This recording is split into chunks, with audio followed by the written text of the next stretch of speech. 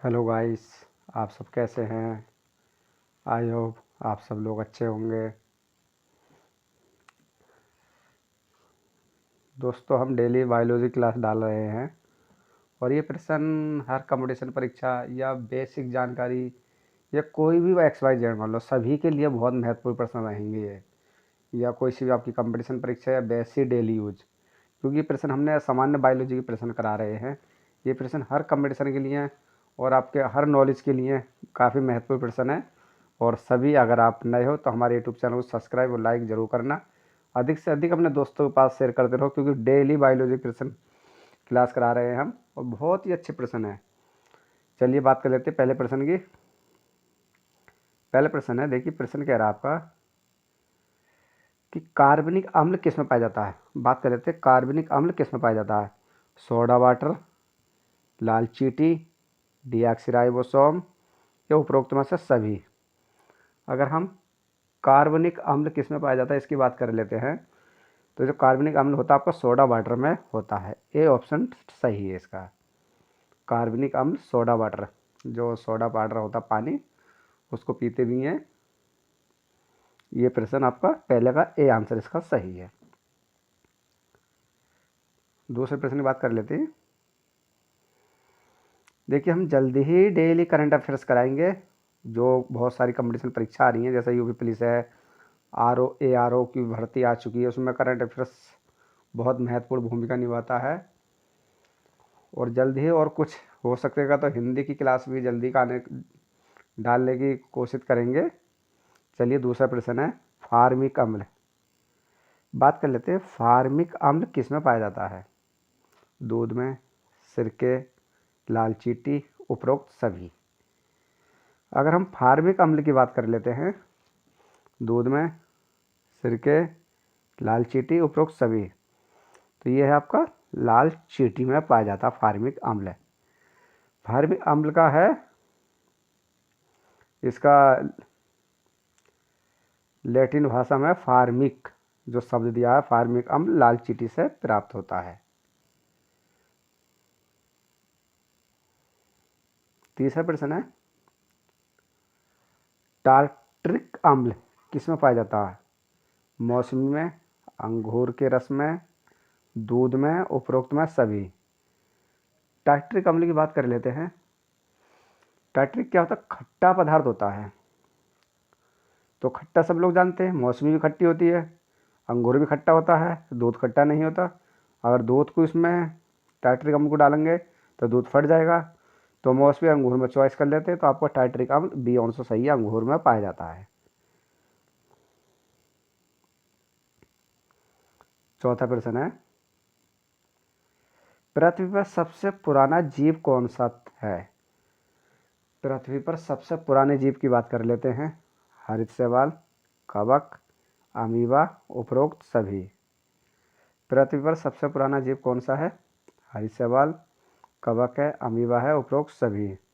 तो सभी जानते हैं सबसे पुराना जो जीव है पृथ्वी में हरित शैवाल की ही उत्पत्ति हुई थी।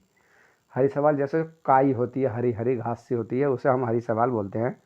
जहाँ पर अधिक पानी होता है पत्थरों में क्या हरी सी घास जम जाती है, चिपक जाती है, उसी को हम हरी शैवाल बोलते हैं।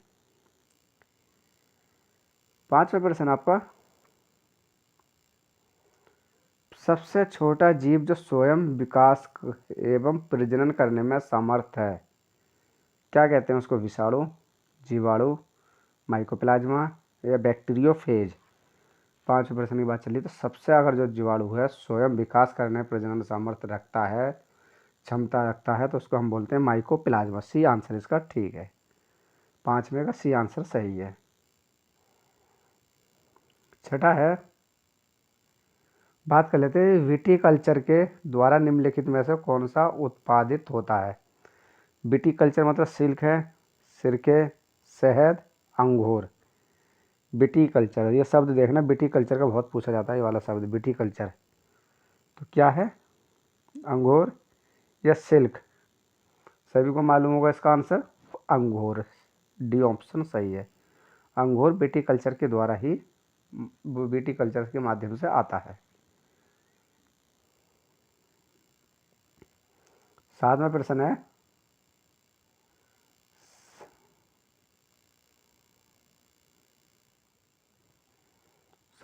है, कि चमड़ा उद्योग में प्राप्त वो चमड़ा उद्योग में पौधों में प्राप्त होने वाले किस का प्रयोग किया जाता है। जो चमड़ा उद्योग है उसमें किस पौधे से प्राप्त होने वाले किस चीज़ का प्रयोग किया जाता है। रेसिन, कैरोलस, टेनिन या लैक्टोक्स। 7वां तो ये क्या है आपका, इसका आंसर आपका सी आंसर सही है, क्योंकि टैनिन एक ऐसा पौधा है जिससे चमड़ा प्राप्त किया जाता है। चमड़ा उद्योग की बात कर लेते हैं। 8वां प्रश्न है,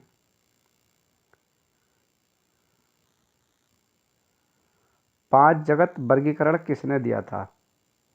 हिटेकर, लीनियस, एडवर्ड, हचिसन ने। ये 5 जगत, ये आपका पूछेगा वर्गीकरण के प्रतिपादक कौन रहे हैं, तो कैरोलन लीनियस। अगर 5 जगत का पूछे तो ये आंसर सही है, हिटेकर। हिटेकर ने 5 जगत वर्गीकरण दिया था। 9वां प्रश्न है, एटीपी का निर्माण कहाँ पर होता है। एटीपी का निर्माण कहाँ पर होता है। माइटोकॉन्ड्रिया में, राइबोसोम में, गल्जिकाय में, इनमें से कोई नहीं। अगर 9वें प्रश्न की बात कर लेते हैं तो 9वें का ये आंसर सही है, माइटोकॉन्ड्रिया। माइटोकॉन्ड्रिया। 10वां प्रश्न है, निम्नलिखित में से कौन सा पदार्थ आरएनए तथा डीएनए में पाया जाता है। देखिए डीएनए का स्ट्रक्चर भी बन गया है, किसमें पाया जाता है। एडेनिन, थाइमीन, यूरोसिल या इनमें से कोई नहीं। आरएनए तथा डीएनए में पाया जाता है। तो 10वें का आपको बात कर लेते हैं। 10वें का एडेनिन या थाइमीन या यूरोसिल, तो कौन सा आंसर सही है। ए आंसर सही है। एडेनिन में आरएनए तथा डीएनए दोनों ही पाए जाते हैं। एडेनिन। 11वां प्रश्न है, सबसे छोटी पादप कोशिका है। सबसे छोटी पादप कोशिका। और 11वीं बात कर लेते हैं। जीवाणु, वायरस, माइकोप्लाज्मा, ईस्ट। सबसे छोटी पादप कोशिका, तो आपकी सी आंसर सही है, माइकोप्लाज्मा सबसे छोटी कोशिका पादप है। पादप कोशिका कौन सी, माइकोप्लाज्मा सबसे छोटी है। 11वें का सी। 12वां प्रश्न है,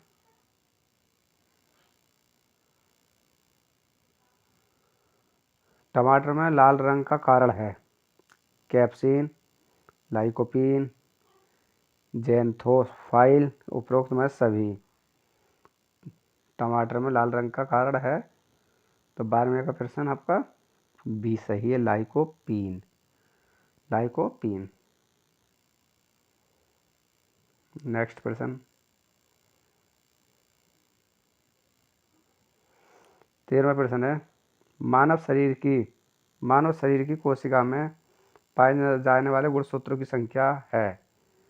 मानव शरीर की कोशिकाओं में पाए जाने वाले गुणसूत्रों की संख्या है 21, 22, 23, 24। तो मानव शरीर में गुणसूत्र की संख्या सभी को मालूम है, कितने होते हैं, 23। सी आंसर इसका सही है, 23। 46वां, साधारण मानव गुणसूत्र होते हैं 36, 36, 46, 56 या 26। तो कितने होते हैं, बी आंसर सही है, 46। 15वां प्रश्न है, काला विहीन कोशिका। राइबोसोम, लाइसोसोम, गल्जिकाय, उपरोक्त में सभी। तो काला विहीन कोशिका क्या है। काला विहीन कोशिका 15वें का प्रश्न आपका ए, राइबोसोम। 16वां प्रश्न है, जीवों के अध्ययन के लिए जीव विज्ञान प्रथम प्रयोग किसने दिया था? जो जीव विज्ञान का प्रथम प्रयोग या शब्द किसने दिया था? लेमार्क, अरस्तो, हॉक्सले, उपरोक्त में सभी। तो किसने दिया था? लेमार्क ने। ये आंसर इसका सही है 15 का। 16 का। 17वां प्रश्न है, जैव कोशिका का कौन सा भाग पावर हाउस कहलाता है? कोशिका भित्ति, केंद्रक, माइक्रोकांड्रिया या उपरोक्त में से सभी। तो कौन सा कहलाता है? जैव कोशिका कौन सा भाग कहलाता है पावर हाउस? सी आंसर सही, माइक्रोकांड्रिया। 18वां प्रश्न है, कुनैन जो मलेरिया के इलाज में प्रयोग की जाती है, सिनकोना पादप के किस भाग में से आती है? तो कुनैन जो मलेरिया के इलाज में प्रयोग की जाती है, जो सिनकोना एक पेड़ होता पादप, उससे ये कुनैन की दवाई बनती है। सिनकोना पादप के पेड़ से दवाई बनती है। तो इससे बात हो रही है, कोई किससे प्राप्त होती है? पत्ती से, जड़ से, छाल से, उपरोक्त वाले सभी से। आप सोच रहे होगे सिनकोना पादप। तो इस 18वें प्रश्न की अगर हम बात करें तो 18वें का सी आंसर सही। जो छाल होती है उसकी, पेड़ की छिकला जिसे बोलते हैं, उससे कुनैन की मलेरिया की दवाई बनती है, ना कि पत्ती से, ना कि जड़ से। 19वां प्रश्न है, कपास का प्रमुख घटक क्या है? प्रोटीन, बसी अम्ल, सेलुलोज, ग्लिसरीन। अगर 19वें प्रश्न की बात करें तो आपका सी आंसर सही है, सेलुलोज कपास का प्रमुख घटक है। 20वां प्रश्न है, राइबोसोम का मुख्य कार्य है? प्रकाश संश्लेषण, वसा का संश्लेषण, प्रोटीन का संश्लेषण या कार्बोहाइड्रेट का संश्लेषण। 20वां। तो 20वां जब कार्बो जो आपका राइबोसोम का प्रमुख कार्य है प्रोटीन का संश्लेषण। सी आंसर सही है। दोस्तों ये रहे आपके 20 प्रश्न बायोलॉजी के, बहुत अच्छे प्रश्न। देखिए हम करंट अफेयर्स डेली कराएंगे। सुबह को आपको 10 अक्टूबर का जो करंट अफेयर्स की मॉर्निंग में क्लास मिल जाएगी देखना आपको। और बायोलॉजी है ही।